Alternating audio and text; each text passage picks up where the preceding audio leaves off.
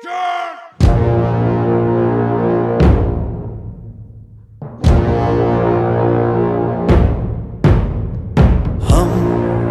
ہیں کھڑے پرچم کے تلے، وعدے ہیں کیے خود سے ہم نے، یہ زمین پربت دشت و دریا ہو، دھرتی ہر دھڑکن اپنی ہے اس مٹی سے باندھی، ہر گھڑی تیار کامران ہے ہم، جیسے ہو حالات شادمان ہے ہم، ہر گھڑی تیار کامران ہے ہم، جیسے ہو حالات شادمان ہے ہم۔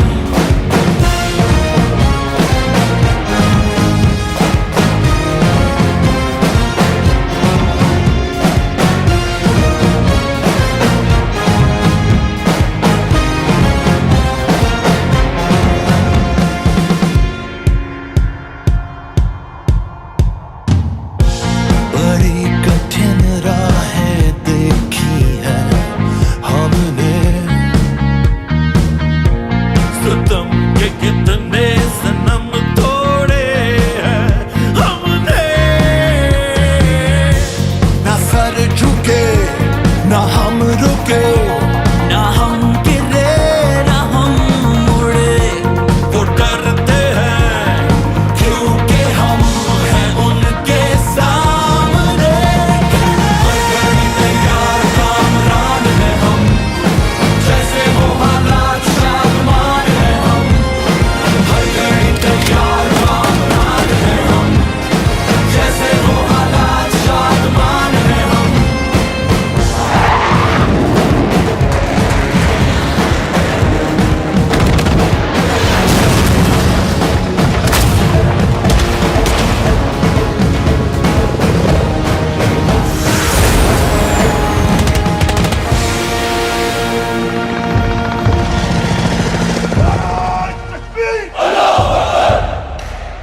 جان سے پیاری ہے ہم کو عرض پاک، جان سے پیاری ہے ہم کو اس کی خاک، آؤ سارے جگ میں ہم دکھائیں اس کی دھار، آنے والے دور کو بنائیں تابناک، اپنی ملک و قوم کے نگہبان ہیں ہم، پاکستانی فوج کے جوان ہیں ہم، اپنے ملک و قوم کے نگہبان ہیں ہم، پاکستانی فوج کے جوان ہیں ہم، ہر گھڑی تیار کامران ہیں ہم، جیسے ہو حالات شادمان ہیں ہم، ہر گھڑی تیار کامران ہیں ہم، جیسے ہو حالات شادمان ہیں ہم، ہر گھڑی تیار کامران ہیں ہم، جیسے ہو حالات شادمان ہیں ہم، ہر گھڑی تیار کامران ہیں ہم،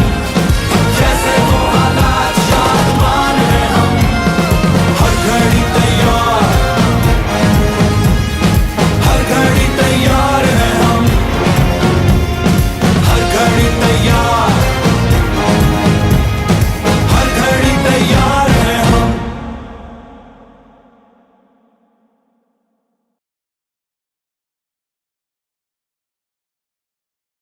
دل کا جنوں جو رگوں سے بہا ہے، دل آزمایا تو ڈرنا لگا ہے، دل کا جنوں جو رگوں سے بہا ہے، دل آزمایا تو ڈرنا لگا ہے، نہیں خوف کوئی بھی دشمن کا ہم کو، نہیں ملنے دیں گے یوں دھرتی سے غم کو، نہیں ملنے دیں گے یوں دھرتی سے غم کو۔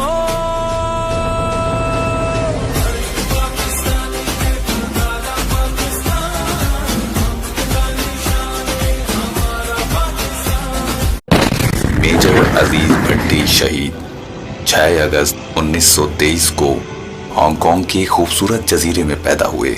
ان کے والد ماسٹر محمد عبداللہ اس جزیرے پر مقامی اسکول میں معلم تھے۔ بہن بھائیوں میں میجر صاحب کا چوتھا نمبر تھا۔ ابتدائی تعلیم کے لیے انہیں وہیں داخل کرا دیا گیا۔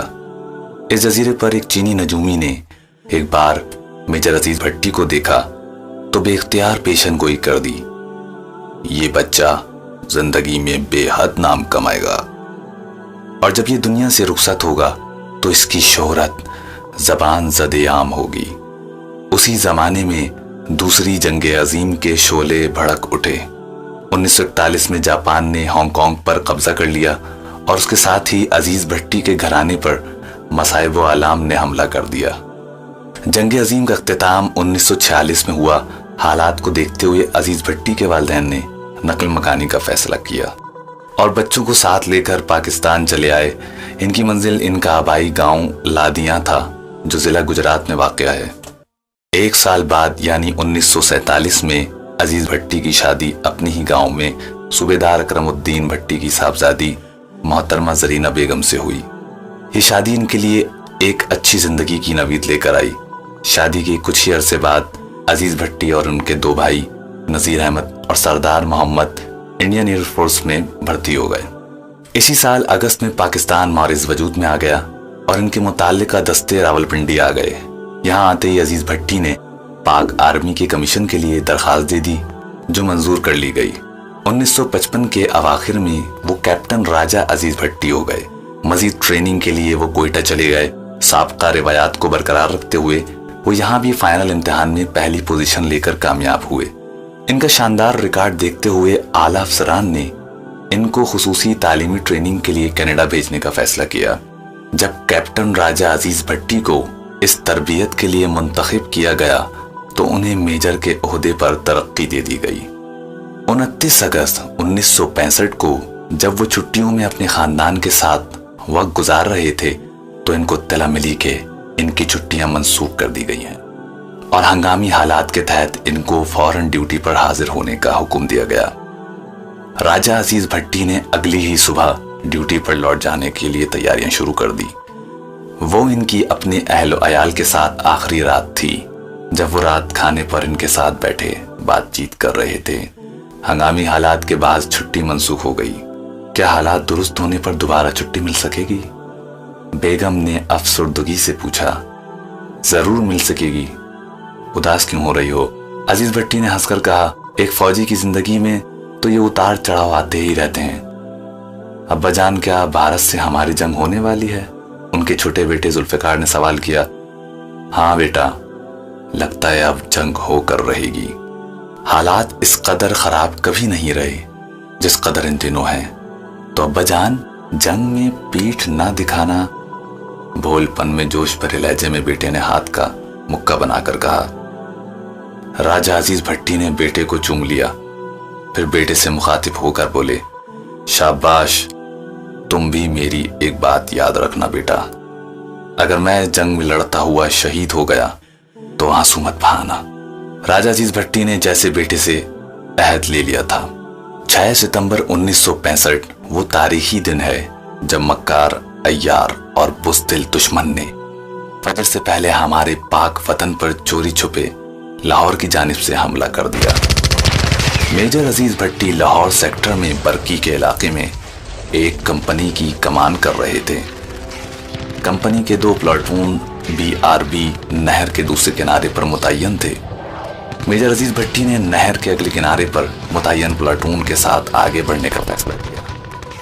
میجر عزیز بھٹی اور ان کے جوانوں نے آہنی عزم کے ساتھ لڑائی جاری رکھی اور اپنی پوزیشن پر ڈٹے رہے۔ 9 اور 10 ستمبر کی درمیانی رات کو دشمن نے اس سارے سیکٹر پر بھرپور حملے کے لیے اپنی ایک پوری بٹالین جھونک دی۔ میجر عزیز بھٹی کو اس صورتحال میں نہر کے اپنی طرف کے کنارے پر لوٹ آنے کا حکم دیا گیا، مگر جب وہ لڑ بھڑ کر راستہ بناتے ہوئے نہر کے کنارے پر پہنچے تو دشمن اس مقام پر قبضہ کر چکا تھا۔ انہوں نے ایک انتہائی شدید حملے کی قیادت کرتے ہوئے دشمن کو اس علاقے سے نکال باہر کیا۔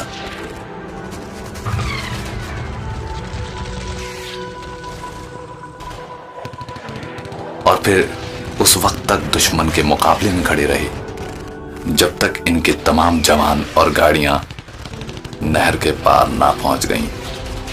انہوں نے نہر کے اس کنارے پر کمپنی کو نئے سرے سے دفاع کر کے منظم کر لیا۔ اس محاذ پر گزشتہ 6 دن اور 6 راتوں سے دشمن کا اس قدر جانی اور مالی نقصان ہو چکا تھا جس کا تصور بھی محال تھا۔ بھارتی فوج اس محاذ پر 150 جوانوں کی مختصر نفری سے شکست کے بعد جان لیوا احساس کمتری میں مبتلا ہو چکی تھی۔ اس محاذ پر بھارت کے سینکڑوں فوجی جہنم واصل ہو چکے تھے، جبکہ جواب میں پاکستانی فوج کے صرف 11 جوان شہید ہوئے تھے۔ 12 ستمبر 1965 کی صبح میجر عزیز بھٹی نے وضو کیا، فجر کی نماز ادا کی اور پٹری کی جانب بڑھ گئے، جہاں کھڑے رہ کر انہیں آج بھی اپنے دستے کے لیے او پی کے فرائض سر انجام دینا تھے۔ بھارتی فوج کی فائرنگ صبح کاذب سے شدت کے ساتھ جاری تھی۔ گولے میجر عزیز بھٹی کے دائیں بائیں گر رہے تھے۔ 2-3 گولے ان سے آگے چند گز کے فاصلے پر بھی گر کر پھٹے۔ اسی دوران میجر صاحب نے دیکھا کہ برکی کی طرف سے چند بھارتی ٹینک تیزی سے نہر کی جانب چلے آ رہے ہیں۔ انہوں نے فوراً توپ خانے کو اس طرف گولہ باری کرنے کا حکم دیا۔ فائر ٹھیک نشانے پر لگا اور بھارتی ٹینک بچوں کے کھلونوں کی طرح فضا میں اچھل کر اور آگ کے شعلوں میں لپٹے ہوئے زمین پر گر پڑے۔ صبح 9:30 بجے کا وقت تھا جب دشمن کے ایک توپچی نے گولہ فائر کیا جو فضا میں بلند ہوا اور سیدھا میجر راجہ عزیز بھٹی کے سینے سے آ ٹکرایا۔ میجر عزیز بھٹی اچھل کر گر پڑے۔ وطن کا جری محافظ اپنے فرض کی ادائیگی میں جام شہادت نوش کر چکا تھا۔ سے خبریں سنی۔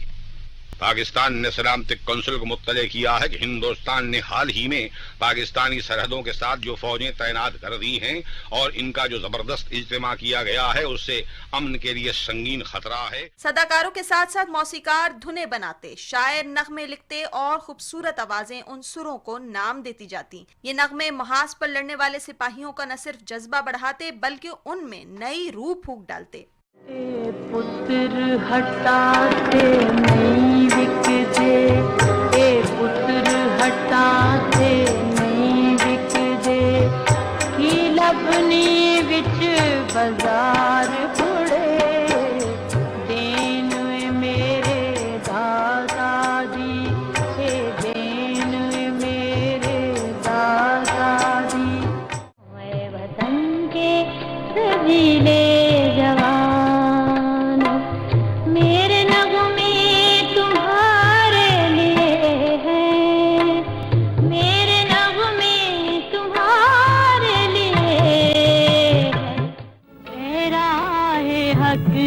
شہیدوں وفا کی تصویروں، تمہیں وطن کی ہوائیں سلام کہتی ہیں۔ ریڈیو پر بجنے والے یہ نغمے شہیدوں کے لیے خراج تحسین تو قوم کو جگانے کے لیے اہم کردار ادا کر رہے تھے۔ جاگ اٹھا ہے سارا وطن ساتھیوں،